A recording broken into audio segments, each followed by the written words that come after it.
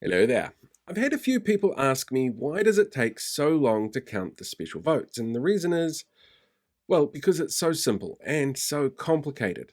It's it's a real Tuvix situation, where you've got like two individual crew members on your starship who have been on a away mission, and in a transporter accident they bring up a symbiogenetic alien orchid which combines their DNA and creates a whole new third person with his own personality, who after months and months of trying to find a way to reverse this becomes like a valued member of your crew and friends to people. But then when you do finally eventually find a way to do it, you then have to decide whether or not you're going to straight up Tuvix him or murder him to separate him to get back the two originals that you had. Like it's complicated.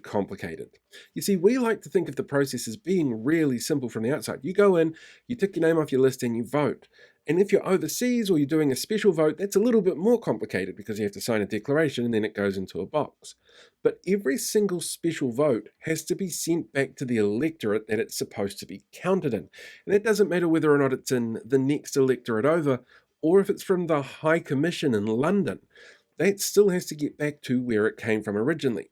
And because things like special votes involve a declaration, that all has to be double checked as well to make sure that the information being presented is correct. It's the same with international votes. You have to make sure that the information being presented is correct so nobody can go in and double dip. You then have to make sure that all of the special votes that are counted from different electorates in different places aren't doubling up, that there's no one who's gone and voted more than once when they shouldn't have. You have to make sure that if they've enrolled at the time, that enrollment process actually goes through and is checked and double checked and verified to ensure that the person who's enrolled can actually vote. All of that has to be done within a relatively short period of time for the amount of paperwork that it actually generates. There's 570,000 special votes. That has to be done 570,000 times across the whole country. There's 72 electorates in the country. That's a huge undertaking. And it's all done by hand. We have to manually check everything. The list has to be checked and double checked, and the tallies counted and recounted.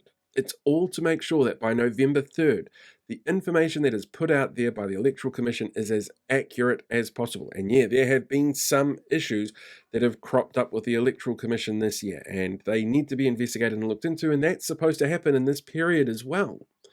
So that's why it might seem like it takes a long time to count these things. And while I know that there are some politicians out there, like perhaps future Deputy Prime Minister or Prime Minister, as an example, who are like, we should hurry this process up.